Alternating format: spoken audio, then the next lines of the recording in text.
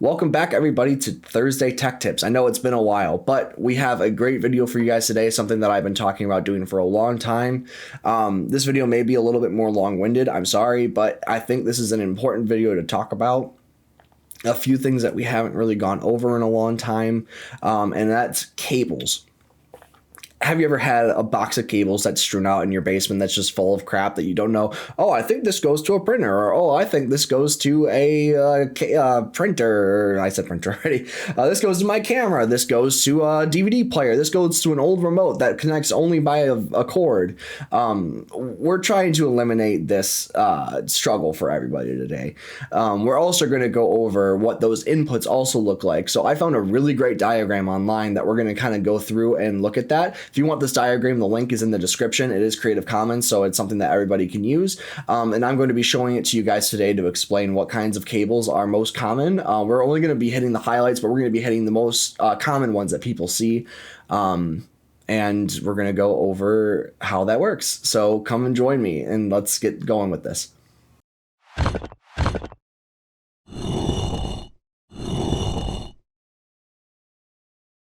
All right, so here we are with the ultimate chart of computer connectors and ports.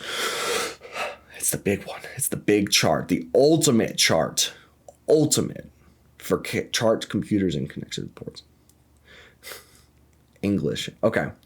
First ports we're going to go over today are USBs, keyboards, and mice. Now, a lot of these you won't be seeing a lot of. We're going to be going over the basics, which honestly are these first four right here. I'm going to blow up these pictures for everybody so that way you can see them, and I'll probably add a few more examples of them in the video as I edit it.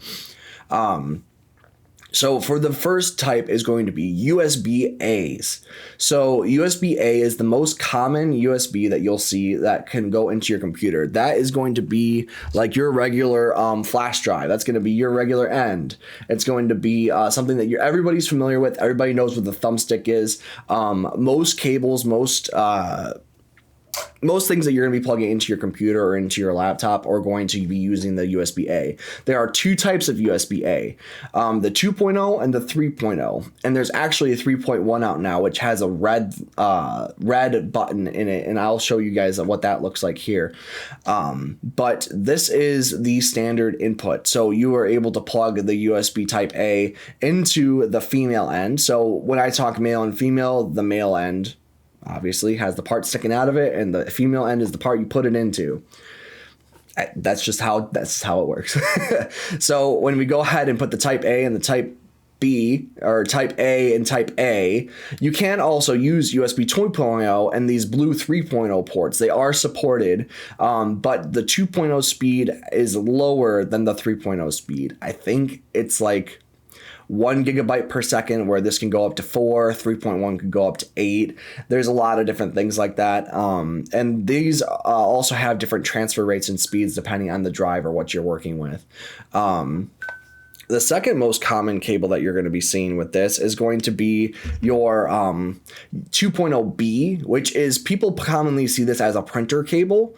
Here is the B male input and the B female input. You typically would see that with a printer cable. Usually it's a B end to an A. So you'll have the A cable goes into your computer where the B end goes into your printer. You see that quite often. Most of these are going to have an A end to a different kind of end with it. The next common USB type that we're going to be working with is going to be USB-C, which is seen most on your Android phones. Nintendo Switch's cable has it. The new Mac chargers has a USB-C cable. Most higher speed transfer rate for USB-C is 3.0, so it's the same speed rate as this, but USB-C also can distribute video footage and video output and over a different kind of signal like a DisplayPort will. So this is a very powerful USB type that is most commonly used right now. Some of you may also be familiar with the USB-A micro and the USB 2.0 micro A and micro B. Those are common for like cameras and older Samsung Android phones, that kind of stuff. The USB 2.0 mini B is used primarily for what would it be called? Like cameras and different inputs for that when you're trying to connect to your computer. Typically, these would be connected with the 2.0B. Same thing with these ones as well. I'm only going to briefly touch on this one here for a moment, mostly because the lightning cable is here talking about storage and disk. The lightning cable is your standard iPhone charger. It also has a little bit of a higher transfer rate than regular standard USBs would. So it's most common used for the iPhones though. A lot of these are like SATA, that's for connecting different hard drives. You also have eSATA, M.SATA, which is keyed to be able to use for like hard disks and stuff like that within the computer. Over here, we're going to be talking about our RJ45 port, which is for Ethernet. This is for networking. The rest of these are kind of obsolete nowadays. You'll see them most commonly on older machines or on mainly networking equipment. And those are used for those transmitting network. Typically, RJ45 is what you would have for your Ethernet ports. That and the Gig E. The one here for audio we're going to be going over is the line out for headphones. That is usually the green port on the back of your computer, or it will be black, and it'll just have the headphone symbol or the microphone symbol next to it. That's what these two are. But these are all used for like your stereo in and out for your computer. Now, this is the next big one, is we're going to go over what the VGA links look like. So to be able to kind of tell, VGA video ports is what I'm talking about here. So VGA is a common video output. You also have DVI single link. DVI actually has quite a few different ones here. VGA and DVI are still common to see with most monitors when you get them from the store. However, things are moving a lot more to DisplayPort and HDMI, which we're going to go over here. These ones have the screw ends at the top, and they are very finicky to plug in. So if you ever think you're having trouble with a cable, if you look behind you, you see one of those, it's probably what happened is it's not screwed in all the way, or the pins are bent, which is also a nightmare. You also see these working with projectors a lot too. Now we're going to move on to DisplayPort. DisplayPort is one of the more common HDMI like tape cables that has a high transfer rate. A lot of these can support 4K, higher resolutions. They have a high transfer rate between this and the display that they're outputting from. DisplayPort, and then the other one is HDMI, which you'll see quite familiarly. This one's common for like DVD players. Most monitors have an HDMI input, where a lot of them are moving to DisplayPort because DisplayPort has a little bit of a higher fidelity when it comes to refresh rate. So you'll be seeing more DisplayPort over HDMI, but those are very common.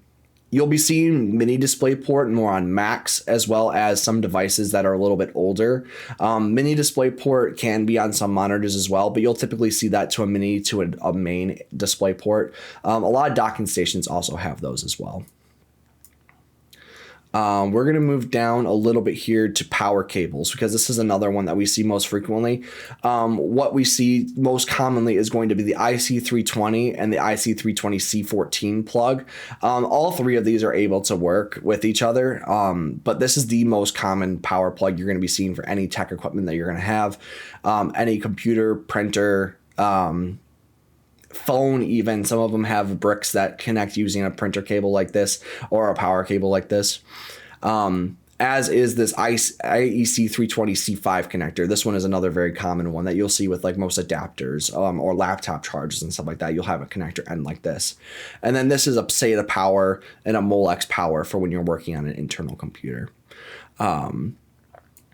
But that's it. That is this list. I know that was kind of quick. I actually thought it was going to be a little bit more long-winded, but I'm not going to go in and explain every little thing about these cables. If there's a certain cable on this list that you want to hear more about, what it does, if you want a little bit of a better description, feel free to ask me in the comments below when you go to subscribe to Facepalm Studio. We do also have videos here on Facebook and Twitter that I'm going to be trying to do little short videos of to do some explanation. So if you guys have any ideas or questions that you want to see on there, feel free to leave a comment on those places so that way I can reach out to you guys. I really want to try to get these videos moving in a little bit of a regular pace, so anything that helps will be able to get me with some more ideas to be able to keep creating content for you guys.